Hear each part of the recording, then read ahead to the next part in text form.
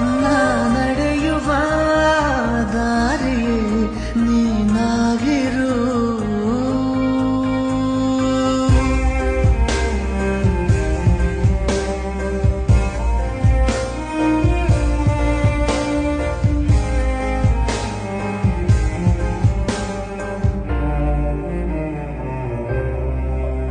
ದಡ ನೀನಾಗು ಸದಾ ಕಾಲ ಅಲೆಯಂತಾಗಿ ನಾ ಸೋಕುವೆ.